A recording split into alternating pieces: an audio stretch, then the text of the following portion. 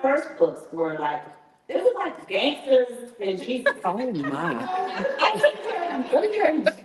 See, I think I just come from a family just full of drama. Just, my grandmother would go and I remember a time when I was young.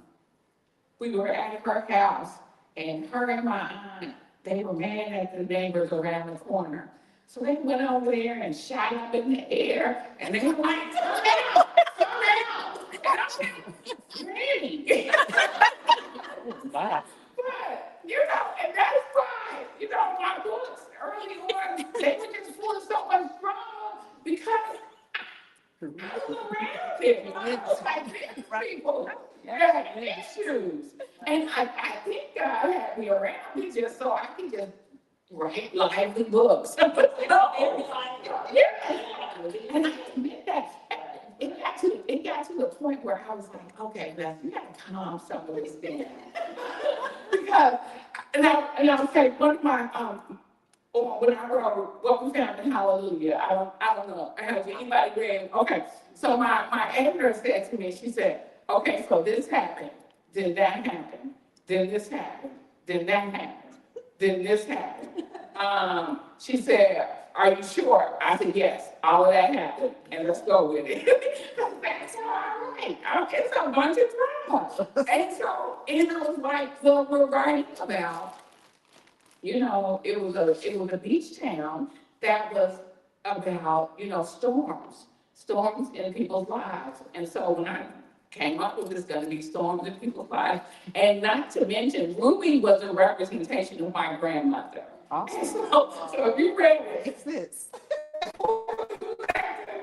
Yes. that was million all day long. I look like my grandmother. And so, but that was her. And so I just had so much fun writing that book because, my people are gone now. And so sometimes I just visit them as I write my stories.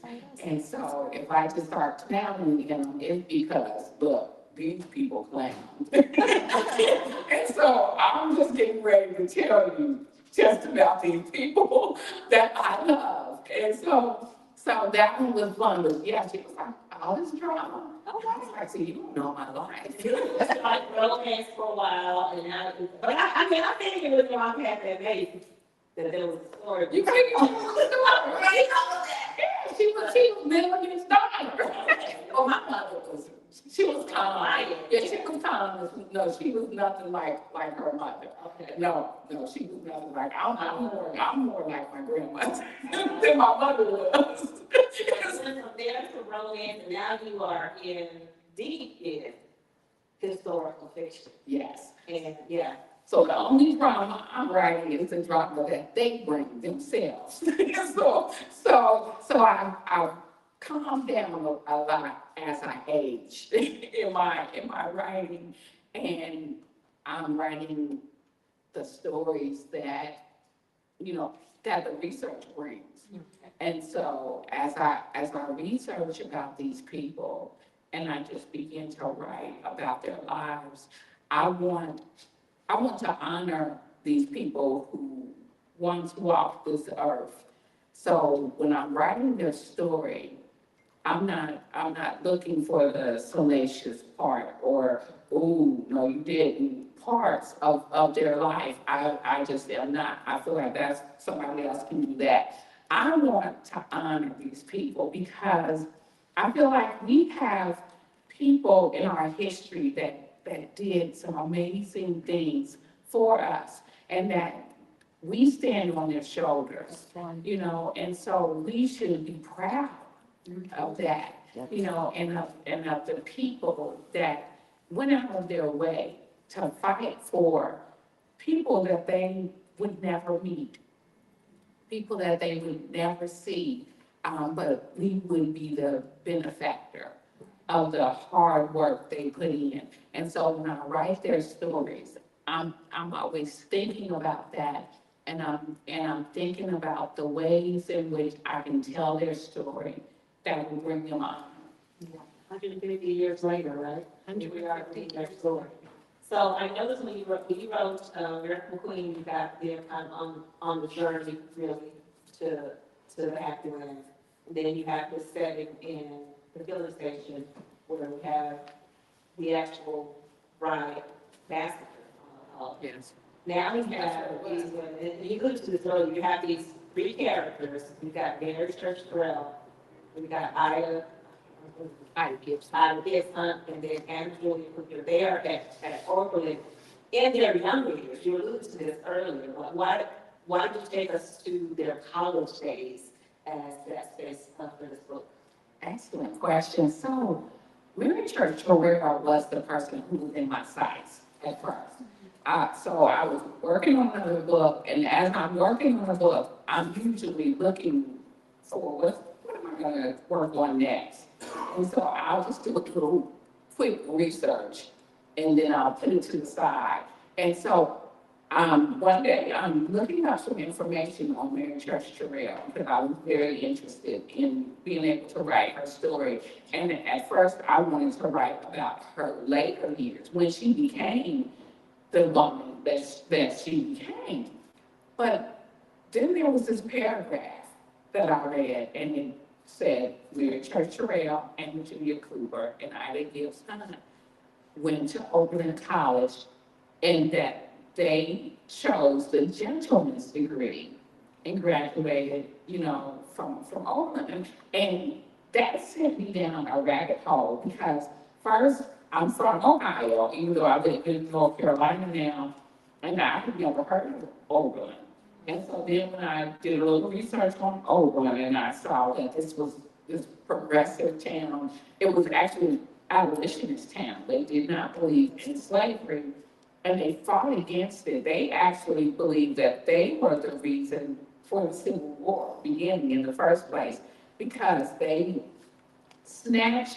John Price was a enslaved man who ran away. Oberlin worked with the Underground Railroad. And so he was in Oberlin, and the slave catchers come to get him. And some men from Oberlin and another small town of Wellington, they go after the slave catchers, and they beat them, and then take John Price from them, and they sent him off to Canada to freedom. Well, it's about 20 men, and they get arrested. And there's this picture of these 20 men standing out in the yard, and because they're in prison now. So they go to prison, and they are proud that they go to prison for beating these slave catchers because they wanted to make a statement about it. And so this picture, you can find it in Oakland, or you can also Google it. It's the Oakland Wellington Rescue, and it'll show you the picture of these men standing out in this yard. So when I discovered this about Oakland, that they were that against slavery, but then also the fact that at Oberlin College, I like to say for Mary Church Terrell, Annie Judy Cooper, and Ida Gibson, the doors were open, but the hearts were not. Right. So you had a place that, believed in freedom, but not necessarily equality. So that kind of tweaked my interest, and then I knew I wanted to write that story. Story of, so it became a story of becoming. So when you're reading about them in their younger years, you know who they become. A lot of people don't know about Ida Gibson. And that was because, in the 1800s, early 1900s, when women married, they had to quit their job, and they had to, her husband was a diplomat. So he did a lot of work out of the country. And so she was fighting for equality and civil rights, but she was doing it in other borders because she was wherever her husband was. So we don't know a lot about her on this soil, but she was still in the fight. And so, who Andrew Cooper becomes in Mary Church Terrell, but a lot of people don't know how they become these people and how they have these thoughts about civil rights and women's rights.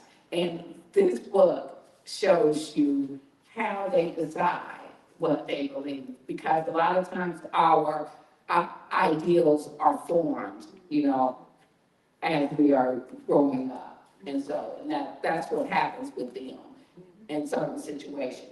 Right, and I think the complexity of this, that struck me as I was reading the first part of it around the Oakland College and the situation with the arrests, just the complexity of the history of the country. It's not ever just all one thing. No. And when we think about Mary in particular, she's African American, but she comes from a different class. Yes, she does. And so how did you balance like this complexity of this privilege along with the fact that but she's still Black and you're still a woman? Mhm. How did you kind of balance that character, what she's dealing with? So that was another thing that kind of, that I wanted to explore in the book. Mary Church Terrell came from a place of privilege. And so how many of us in here, I like to ask this question because I was just fascinated when I saw it in the research. How many of us have ever been to an inauguration ball? Not standing outside while the president is speaking, but you actually are inside the ball. You're an invited guest. Anybody? I haven't been, but my aunt who was born went to Kennedy's. See, but she's not in here, so you can't count her. No, I was just messing. But, Yeah, so, that was an amazing. yeah, so that was Mary Church Terrell's story. Her father took her to President Garfield's inauguration ball. And that was the type of life she led. She met Frederick Douglass at this inauguration ball. And she hobnobbed with people like that. This was like that upper echelon of the Black community. And so her and Ida Gibbs Hunt were both pretty much born with a silver spoon in their mouth, because both of their fathers were millionaires. And so a lot of people don't know that in the 1800s, there were Black millionaires. And their fathers were two of them. And I name a few other ones in the book because I wanted people to understand that a lot of people, they try to make Black people believe that, after slavery, everybody was just poor, everybody was just, trying to get by. But there were Black millionaires during this time period. And so Mary and Ida, they come from this privilege that Anna does not know because she grew up in poverty. And so I wanted to kind of explore the complexity of two people. They're both Black, and they think that because you're both Black, you should just know each other, you should be friends. And so Mary doesn't think like that. She's like, well, that just depends on, if we have something in common. And so, but they quickly discovered that they do because they're both very intellectual, brilliant young women. And so, but it is still hard for them because of the thought process of one and the thought process of the other, and it's because of where they come from. But even with Mary being, from privilege, she struggled at Oberlin at times. Now, she doesn't admit this a lot in her memoir. She said, I had a lovely time at Oberlin. And some of the times she did, because she did get, several other things that she wanted. But the research in the archive, the one thing I enjoyed about Oberlin's archives was that they told the truth about what was going on and what was being done to Mary Church Terrell during her time in college. She was denied a lot of things that she wanted simply because she was Black. Like, they conspired against her. She was a poet, and she was supposed to deliver the poem for this I can't remember the name of it, but this thing that they had at Oberlin, which was like a big deal. And they voted someone else in to do it who didn't even write poetry. probably didn't even read poetry, actually. And so, and they did it to spite her. And Oakland admits that. And so, and there were a few other things, and I showed it to you in the book. And so there were things that she had to deal with. So then this becomes the time when she begins to understand that, you know, my color is a problem to some people, even though she's never experienced it being a problem because of the privilege she comes from. But now that she's in this college, she begins to understand it, and you'll learn how she reacts to it. All right, so we got Mary. Let's talk a little bit about Anna. Anna comes from a very different background than Mary. And I thought it was very interesting. I was like, y'all should just be together. They're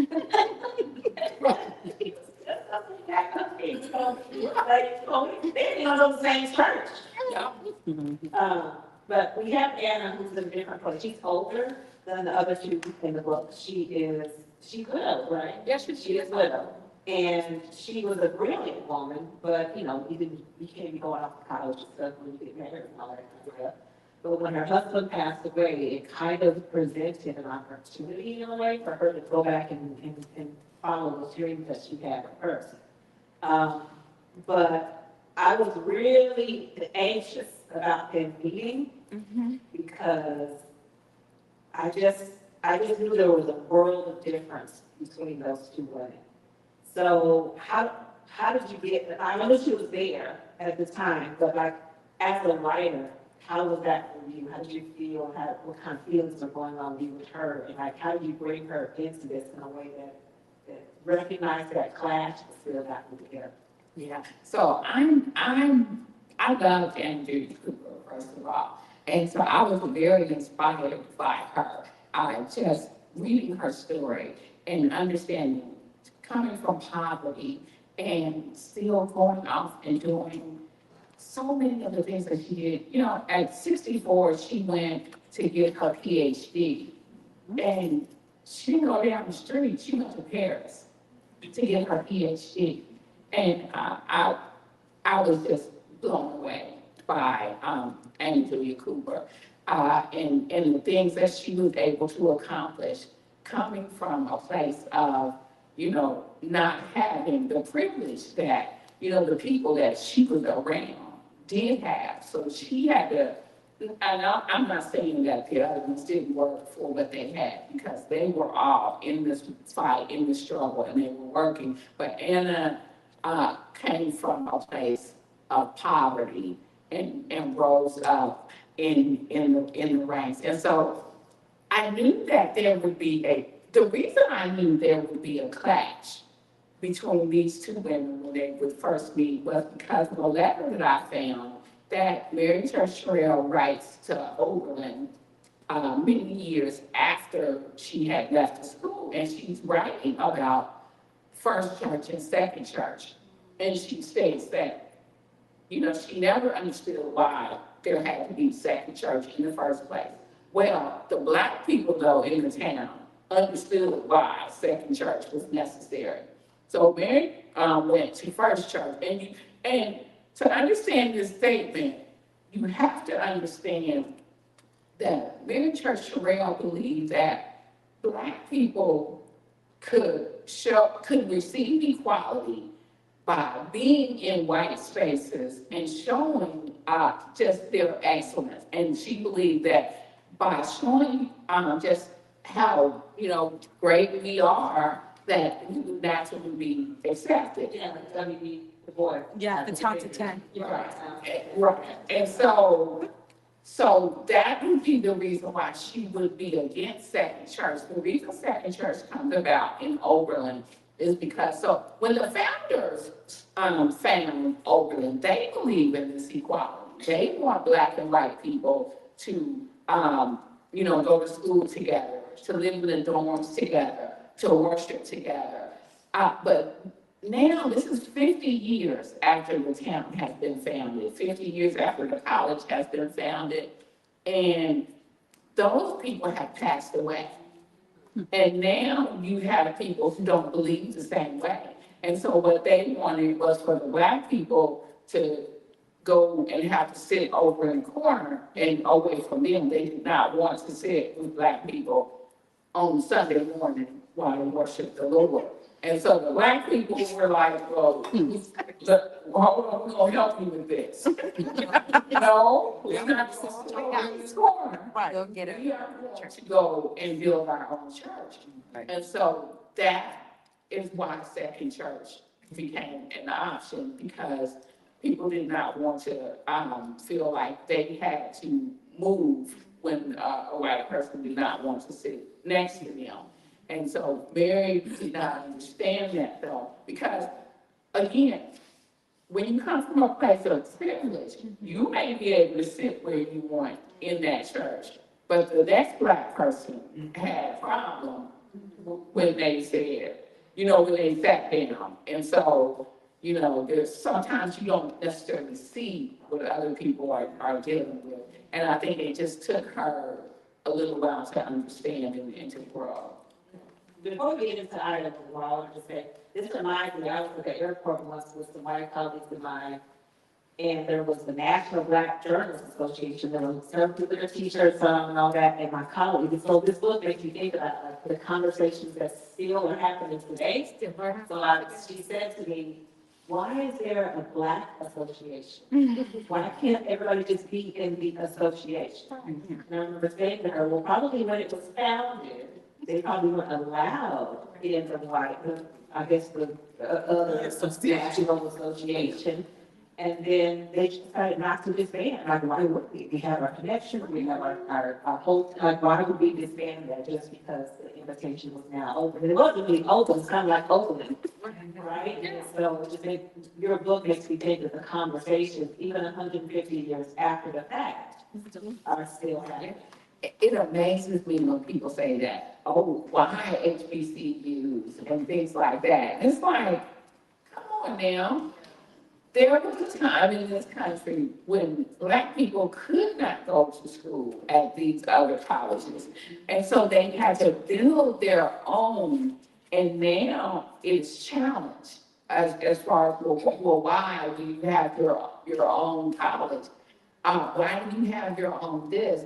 Because Black people built their own when they were told, no, we don't want you here. And so it amazes me how history kind of gets revised in ways that it's just untrue, and or ways that kind of forgets the discrimination that went on. And so then Black people said, okay, that's fine, you don't want us here, but we will have this and we will have that, and then they disparage us for that also.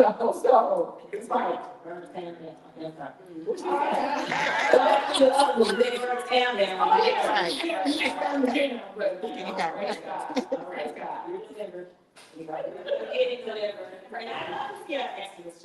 like, I know we're resilient people because we have to, because we have to be. but we still are. So let's go back to Ida. She probably was the least familiar of the three that people know. So what makes you know she had to play a big piece in the story? Well, because she was there, and so now you cannot get Ida's point of view, and it is not because I believe she is insignificant, but at this age, I believe when I looked at this, and I believe that Ida and Mary pretty much came from the same background. And so I felt like I would be giving the same viewpoint, and I felt like the reader would kind of get a little like confused about who is this now, and is this the same story? And so that's why Ida is there, and she's in conversations with Mary and Anna, and different things about her, but she does not have her own point of view. Only Mary and Anna have their own point of view in the story.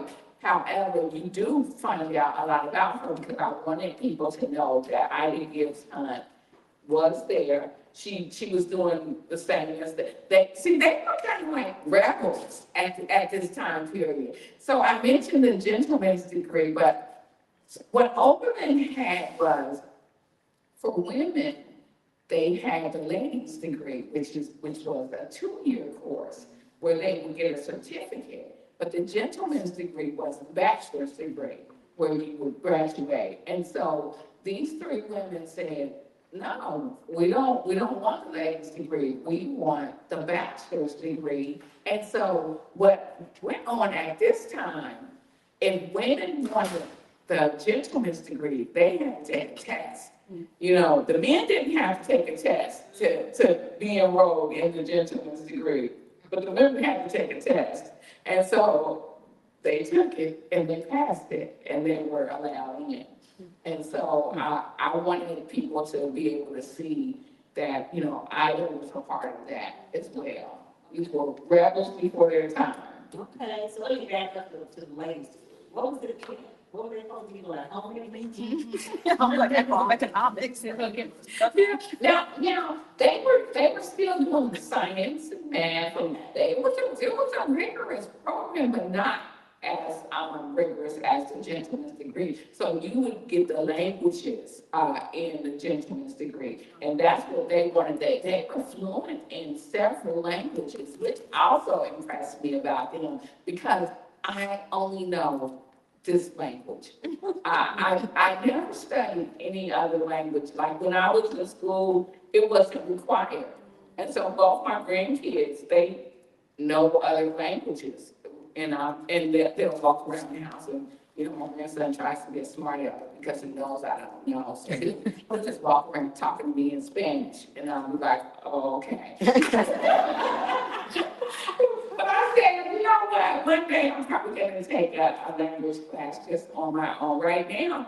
So the funny thing about that researching for this book, so yeah, I have my bachelor's degree, but I had wanted to get my master's after I finished with my bachelor's, and I remember so clearly, I was in New York, and I was doing the grads, and I was praying about my master's, and I heard the Lord so clearly say no. And at that time, I had my first book sitting in the closet, and I hadn't looked at it in several years because the editor had sent back all of these edits I needed to do. And so I was like, well, if I'm not going to be in school, what am I going to be doing? And then I remembered the book. And that's when my first book came out. And I said, okay, no, I'm done with school. Let me go and work on my books. And so after researching about Anna and the fact that she went back for her PhD at 64, you know, later in life, if I had went for my master's back then, I would have went for an MBA. And I don't need an MBA because I'm a writer. And so now I signed up for my MFA. And so I already took the first quarter, well, first semester was this summer. And so I'm starting the next semester, which I better get started with the work. So, you know, I'm on tour. Amen. The next semester begins at the end of August, but I'm excited. And so I said, you know what, I'm in my late 50s, but I was like, I want it. So I'm actually going to get it because Anna Julia Cooper made me believe that I wasn't too old to go back to school. And if I want it, go get it. Yeah, go get it. I think the last time I was here, we were saying the time is gonna pass, no matter what you do. It's gonna pass something. You can wake up 3 years from now and have it, or you can wake up 3 years from now and wish I had it. Either way, the Lord said, That or wake up, That you'll have it or you're not, or you won't have it. absolutely. So before we go on to like the bottom here, because I want to go back to something that happened, and I think we were talking about it a second ago. And this is pretty early in the look, so I'm not giving away spoilers. But Mary did not realize that she was a descendant of slaves, enslaved people. How do you not know? Like, because I thought if you would tell the generation and the next generation, no one would forget that great grandma or great grandma, or in her case, her parents. So how did you find out about that after that? Like, what did that do when you found that out? Right. So, is anybody in here confused that you're descendants of former slaves. Does anybody, I just want to know. Anybody? Okay. Well, Mary did not know. And so it was actually in the Overland Archives. The way she discovered it, she was 11 years old. And the teacher has her get up and read the Emancipation Proclamation. And then the teacher informs the whole class that, matter of fact, just right here. Oh, Mary. And Needs to be back in Lincoln. Right. Because she is a beneficiary of this. And then Mary is like, and up to date, so she's like, wait a minute, what? And no, and she writes in her own, these are her own words. She writes that she stood there humiliated to know that her family were formerly enslaved, or that she was a descendant of slaves. But it is just because of the privilege that she grew up with. You know, she was in boarding school at the age of 8. She did not know, and her parents never bothered to tell her. And then, of course, I guess none of the kids mentioned it to her because she did not receive this racial treatment until she entered Oakland College in her younger years. And she went to school with white children in her younger years. But she did not experience this until college, except for this day when the teacher's like, beneficiary right here. And she's like, what? And so I know. So I wrote it, that's the prologue of the book because I was shook. I was shocked. I could not believe that this woman could not know that, look, she's trying to bang it down. She's like, what? She did not know. And and it was serious to her. But it was also the thing that made her say that she would never hold her head low to another white person, and that she would stand as their equal. And so that became her driving force. I will tell you, she not only became their equal, she proved that she was their better. And as you read the book, you won't know, this is one of my favorite parts.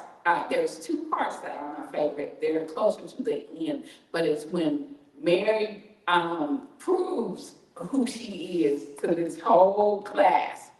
And then when Anna is finally seen for who she is. And both of those scenes were just so precious to me because the whole book was written to get to both of those scenes. Because you have Anna Jean Cooper, this powerhouse woman of education. You know, she became principal of M Street. She ran a college. You know, this was in the early 1900s. And at this school, you know, she is coward because these people don't understand who she is as an intellectual. So she has to grow also into who she is, and she has to learn how to. And so that was my thing. As I'm researching her, I knew then what she needed was to be seen for who she was. And so, but I'm like, but how does this happen? And when I get to a certain part of my research, I was like, here it is. This is when they know who she is. And when you read it in the book, did you get it when you read it? And this is how she finally feels seen. And it's because they recognize her brilliance. And you'll see, but in recognizing it, she was also overloaded. And so she didn't stay at that point. She didn't stay there because they really put too much on her. Yeah, she was like, okay, yeah, I'm brilliant, but I'm too brilliant not to understand what y'all just did. Y'all trying to give me all the work. So, all the things. So when that happened with going back to Mary, when it happened with her not knowing, it made me think about how her parents must have raised her. Yeah. What they chose to tell her, what they chose not to tell her, for whatever reason. But she was born in 1863. I know. But she wasn't taught though. Yes. That was it. 15, this is 15 years after she emancipation. In school until they discussed it in the class. She They discussed it in the class. And No, it wasn't until. So, yeah, so, well, I guess 11 years after emancipation, right, when she discovered it, she didn't know. Because it wasn't taught. She didn't know about it. After her parents shielding her. They were I believe they shielded her from a lot of that. because of the privilege. As she gets older, she begins to understand, and that's how she begins to. Mary Church Terrell did not really begin to work in the civil rights movement until after, and if anybody, if you research it, you'll know, until after one of her close friends from Memphis was lynched. And so this then begins to spark something in her. And so that's when I believe that's when she understood, the weight of what Black people deal with in this country. Because he was, a businessman, and they hated him because his business was successful. And it was that simple. So they just decided they were just gonna kill him for having a successful business and being while being Black. yeah, I worry about them because you've got this idea where just because you have access doesn't mean you're gonna have equality. I wondered about them getting this gentleman's degree, was somebody actually hired them? Just because you have a degree doesn't mean you're gonna be getting hired, you're gonna actually practice this. But you're talking about women in the 1800s. So once they got married, they weren't getting hired anyway. Because they were like, no, these jobs are for the men unless you don't. And once you're married, they're like, well, no, the jobs are for your husband. And you can't have a job. But see, that is the very thing that then they began to fight for with women's rights. And so now today, though, what's funny to me though today, because they fought for it because they were upset. They are educated women. Liz couldn't work. After she graduated, she's working at a college in Alabama. Then she goes and she's working at M Street. And so, because she gets married a little bit later, it's about maybe, I forget how many years, but 7 years she's still able to work as a teacher. But once she gets married, she cannot work anymore. And so I have them have this discussion in the book about, this and educated women and you're told to stay home. Mary Tertiary had to leave her job because she married, she married a judge. And but here's the thing now, these days, so we get married, and then if your husband says, well, you're gonna need to work, we get married now. We're like, what? Work? I thought you were gonna do it.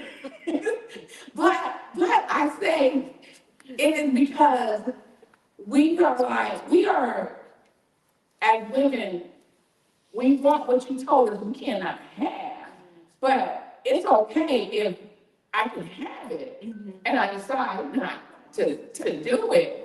But it's a whole nother thing if you tell me I cannot do it. To be denied something, we want to deny ourselves. You don't want. I'm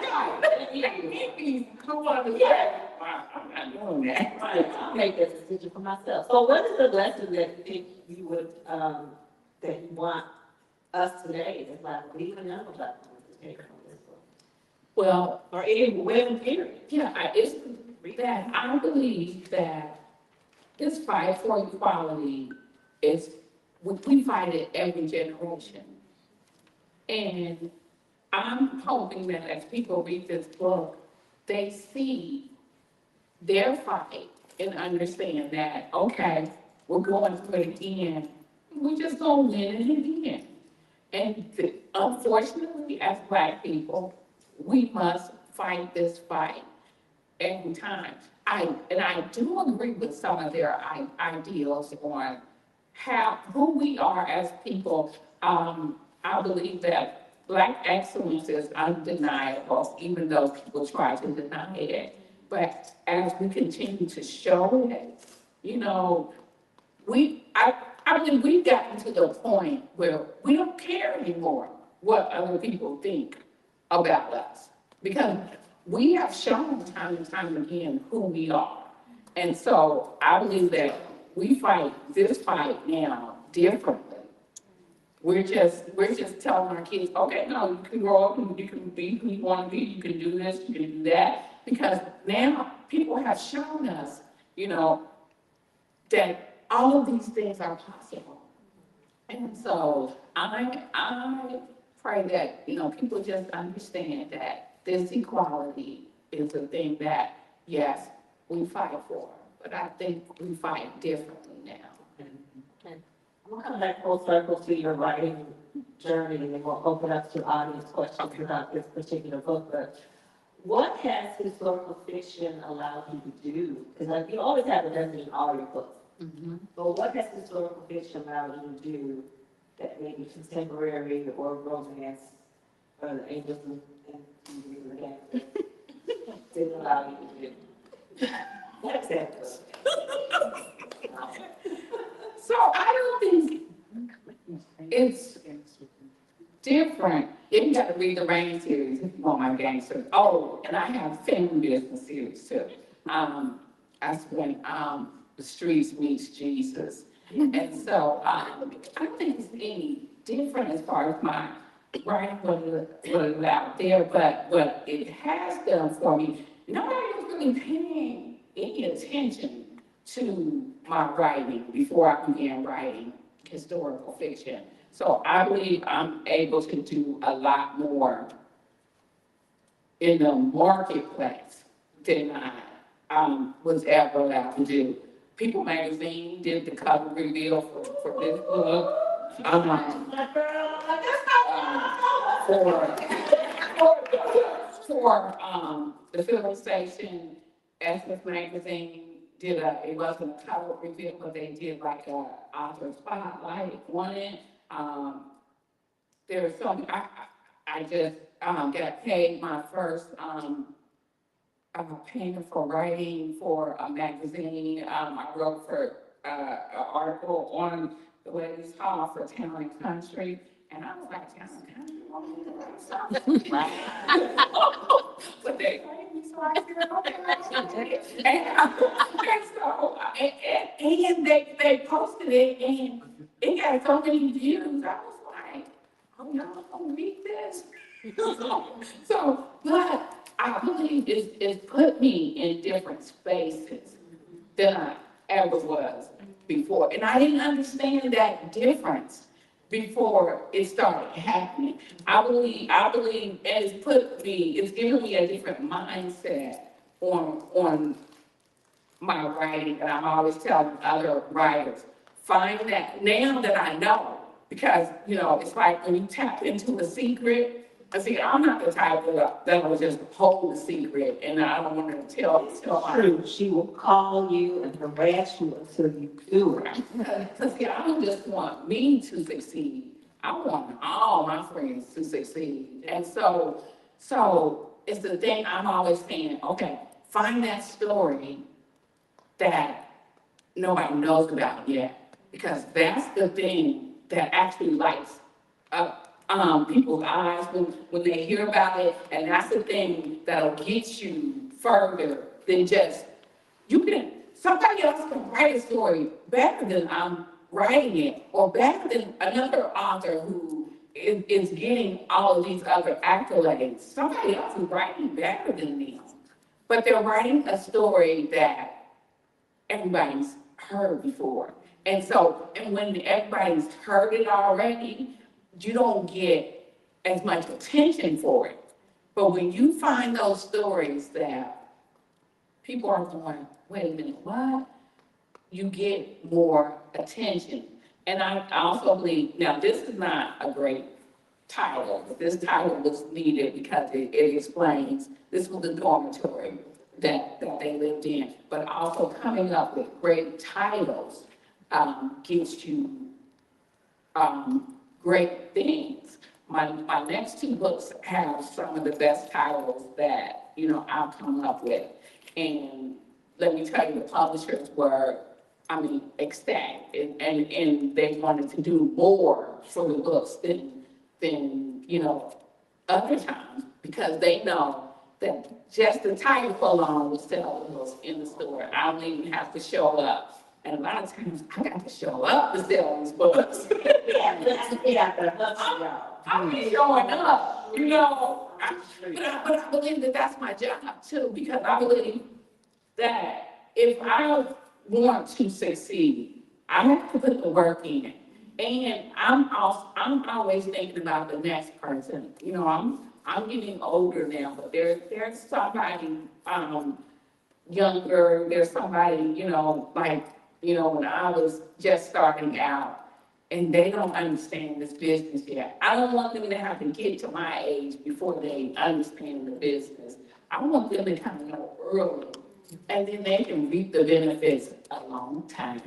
Yeah. You You've always been just an encourager of other authors and other writers. I have to tell you, when Kindle first came out, and I remember when Kindle came out, Vanessa called me. Where's she going?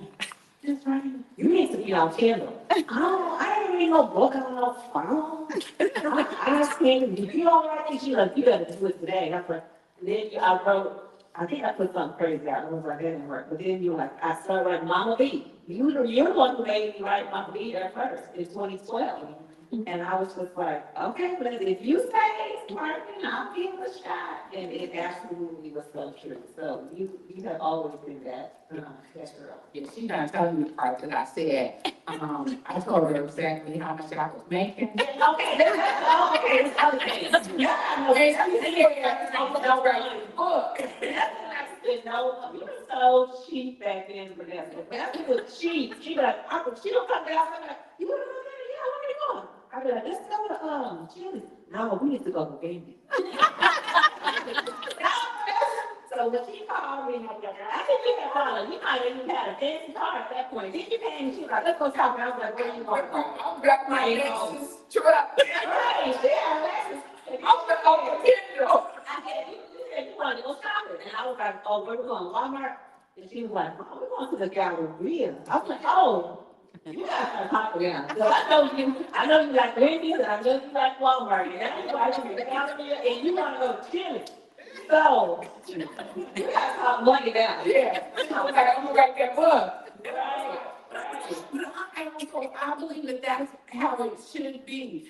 Because a lot of people feel like, well, if you tell other people, and when I first started doing it, when Kindle first came out, and so a lot of my readers, family, and so I was selling tons, and so I began to sell less as more writers began to come in. But then so people will think like, well, if just didn't tell nobody, you can make all the money. But the way I feel about things is like this. I believe that God has a space for me wherever he has the space. So I'm like, okay, so that's not my space anymore. So then I went back to traditional publishing, and I'm like, okay, God, let's work this out. I believe if you are a blessing to other people, that the blessings will then flow your way. And I don't believe that, I don't want the blessings to stop. You see what I'm saying? Once it gets rolling, I want it to keep going, but I want it to keep going for others too. I just believe that it's better that way. And I think you feel better as a person when you're not just trying to, oh, it's just for me and nobody else, or my four and no more. I believe, we have to share the information so that, I just think it's so hard for Black authors. Black authors have it tough in this business. And so if we don't help each other, we become extinct. And because it ebbs and it flows. There are times when publishers want to do business with us, and there are times when they don't. And so we have to be a type of people that say, okay, well, that's not working. Let me tell you what else is. Right. And you need to be over here, you need to be doing this. And we all want to eat. Well, that's you. And yeah. Like chilies. All right, well, I'm gonna open the floor for questions, and I think we got the Dr. Chef coming around with the mic. All right, we have right here. Well, Miss Emma gets the first question. Yeah, she gets the first one. Vanessa, I want to thank you for your scholarship. You exposed us to so much, especially, I didn't know about Old Wellington Rescue, but thank you. But I want to ask you, when Anna Julia Cooper's brother was taking her to school, did that occur, or you were just trying to show the plight that Blacks faced when they were trapped? I was showing the plight that we deal with when traveling during that time period, because there were, this convict leasing that was going on during that time period. So I wanted to show the dangers even of her leaving Raleigh, going all the way to Ohio to get this education. That, it wasn't easy for Black people just to decide, I'm gonna leave my home and go. So yeah, I just wanted to kind of let people understand that bit of history. I'm not trying to get my time frames right. This is after emancipation. The Reformation is over. And they figured out they were more, right? And now we're in this post-Reformation period. Okay. 23 years old. And they needed, and they figured out that they weren't finding people to do their work. And so they said, well, we still need this free labor.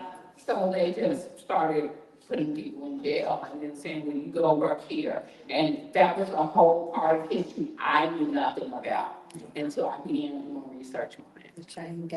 My question is, because you said you kind of switched genres and into historical fiction. What has historical fiction taught you, or what was the biggest thing you learned in starting writing that genre? Just like this convict leasing, there's so much of history that is hidden to us. So I like to say is, throwing rocks and hiding your hand.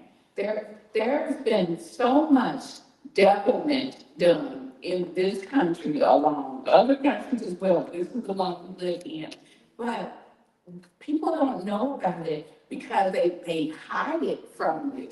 And if you don't go and do the research yourself, you would never imagine the things that have been done in this country. And so that's one thing that history has taught me. And I will tell you, I have to pray a lot when I'm doing my research, because a lot of times it angers me, because I cannot believe some of the things that I learned. And so that's what history has not helped me not to be angry. but I feel like my responsibility is to let people know.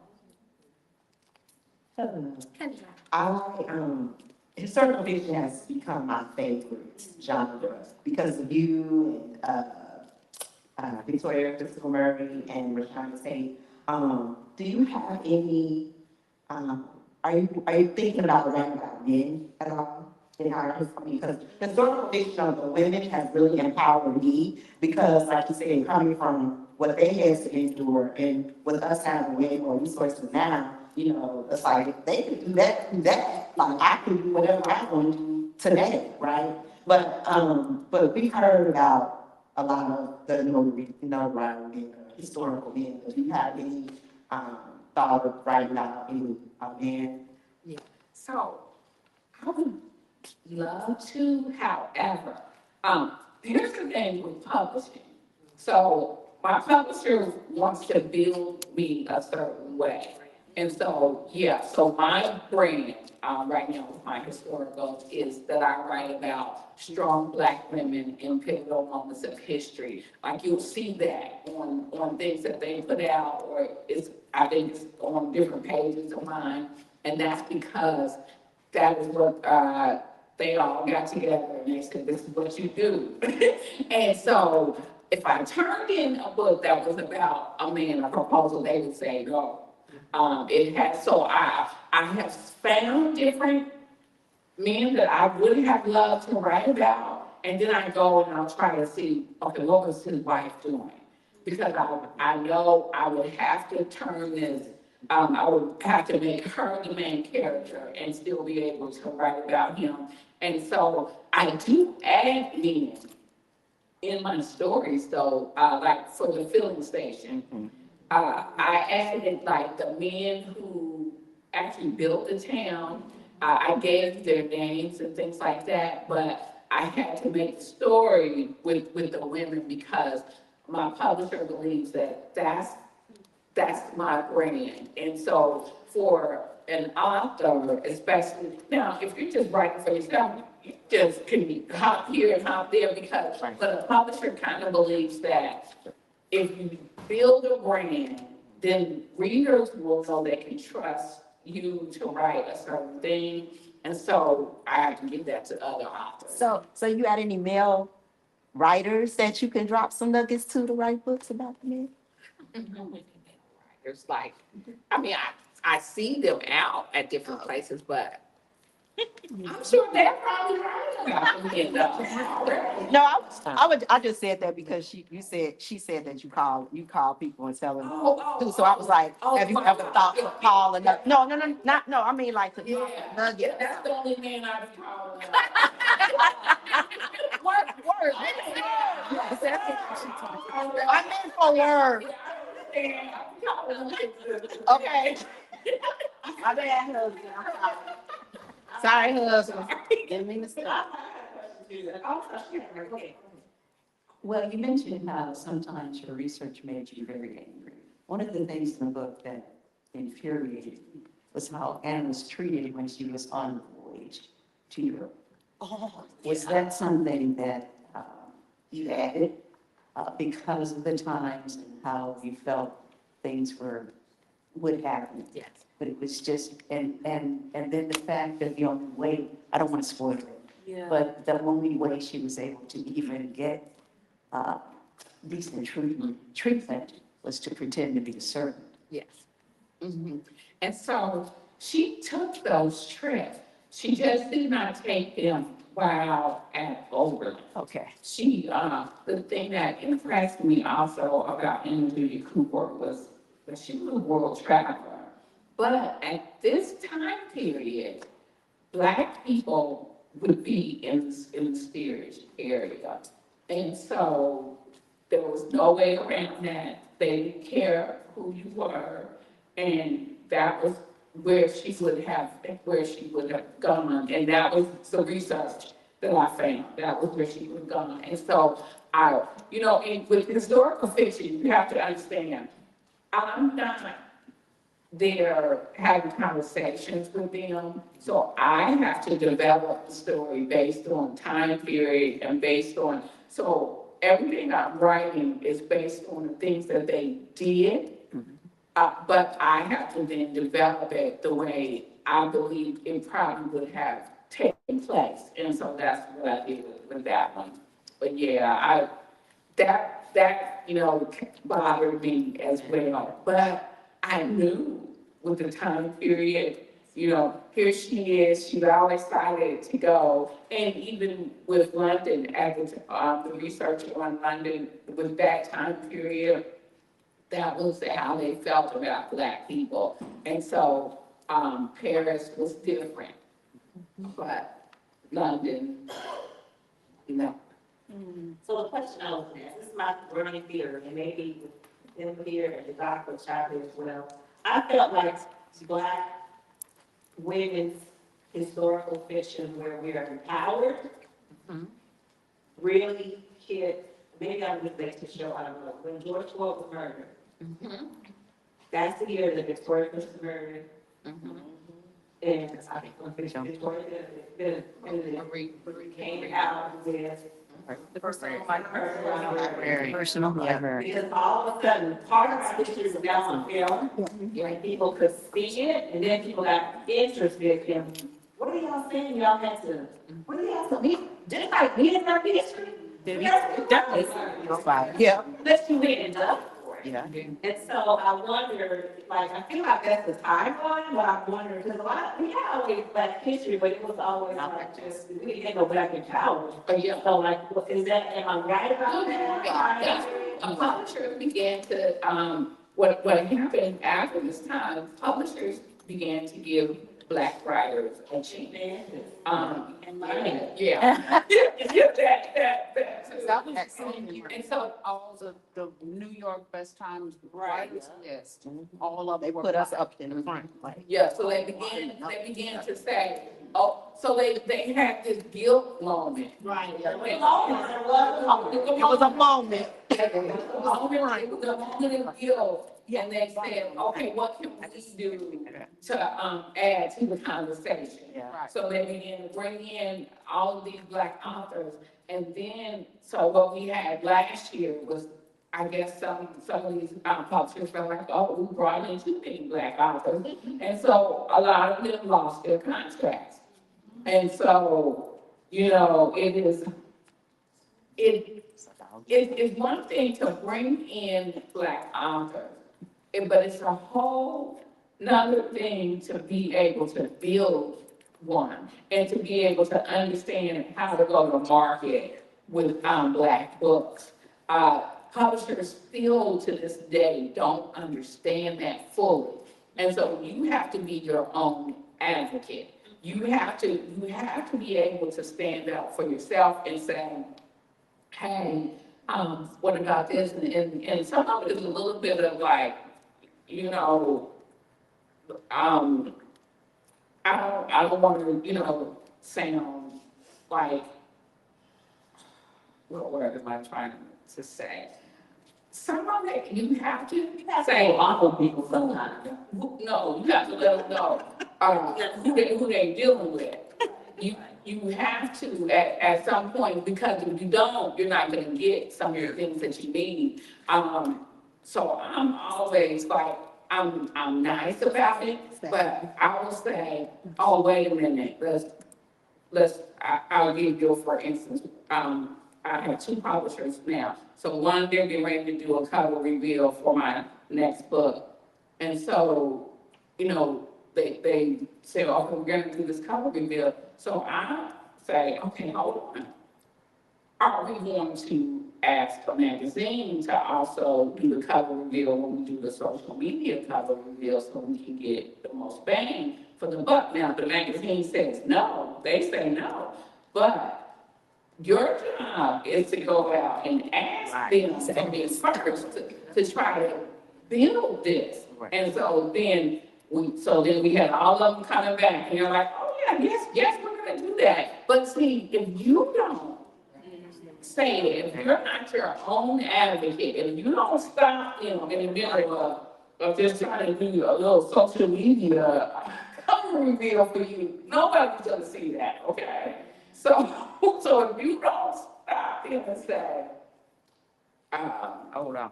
yeah, I'm getting ready to introduce you to who you're dealing with, and what I'm gonna need from you. If you don't do it, they won't do it. And you have to think like that about yourself, to build yourself. And that's how I've gotten a lot of things from publishers, because I don't always take, and I didn't know in the beginning. So a lot of times in the beginning, I just took whatever. It was another author pulling my coattail, and that was Lisa Wingate. And she told me, she said, Vanessa, if the publisher is not doing something behind the scenes, that book is not going to succeed. And I remember, I thought, well, I have to get out here and do all this work. And so I said, well, okay, and if the publisher's not doing anything, I'm not, none of us is gonna do nothing. Because That's right. why am I putting all this effort when I already know it's not getting ready to be a success? So I say, okay, what are we gonna do? Like, Donna, you know, you just saw me at Black Lit Weekend. And that is because my publisher brought me there. And it was to promote this book before it released. So now I never knew beforehand that you're not even promoting a book before it released. You don't start the promotion for a book when you've already lost it, you've already lost. If you start the promotion after the book releases, you have to be doing things before, meeting with these bookstore owners ahead of time. I was just at New Voices, New Rooms. I'm glad handing the booksellers, handing them a copy of this book and a copy of my book for next year. But all those things happen now because they know I know. See, if they know you don't know, you're not getting ready to get nothing. There's authors that get stuff, and it's because they know the way this thing works. And you have to know how this thing works. What moves the wheel? Because if you don't know, you done already lost. I'm gonna email it. Sure. Yes. Okay, okay, we're gonna back up. One quick question, one last question. Okay, you have Oberlin College, but these women have experience at Howard University. Do you cover that, and how do you cover the intersection between the sorority life and just navigating those different worlds? I don't cover that because this is when they are, 18 and. These are undergrads, This is when they are undergrads. And then I do a little bit later. So I don't cover, so the sorority happened after they graduate from college. So Mary Church Terrell actually does the bylaws for Delta. And so she becomes an honorary Delta, but she's already out of college when the Deltas are formed. Andrea Cooper becomes an AKA, but she's already out of school by the time AKA, there were none at that time. And so yeah, it was Mary Church Terrell who did the bylaws for Delta. Well, the sororities weren't even founded. Correct. And so that's why you won't see it in the book. Now, I do mention it, that Mary Church Terrell, I think I mentioned it in my author's notes because I'm like, Delta, AKA, buy this book. Look, come on, support your homegirl, Mary Church Terrell. So I put a little plug in the author's note, but I wasn't, you understand? Yeah, I didn't understand the word. Yeah, so, but yeah, I didn't write about it because that wasn't the time period I was writing about. Thank you all. Y'all thank my friend. Today was her birthday. It's your birthday. Oh, okay. When you know. Okay, so I think we should just really real quick so we happy birthday. I was trying to find the solos in the room. I know there's one next to us. I just want to keep it on. Yeah, which happy birthday are we singing? It might be great. They're gonna sing happy birthday to me. Can you come over this way to record them? We're gonna do Stevie Wonder. Okay, nice. Let's do Stevie Wonder birthday. Sing. Stevie, let's do Stevie Wonder. I'll do it. Oh, Go on, girl. Okay, everybody gonna sing with me? Happy birthday to you. Happy birthday to you. Happy birthday, happy birthday to you. Happy birthday to you. Happy birthday.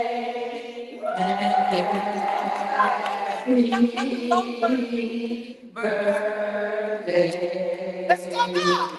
Happy birthday. Happy birthday. One more time. Happy birthday to you. Happy birthday to you. Happy birthday. Happy birthday to you. Happy birthday to you. Happy birthday. Wait a minute.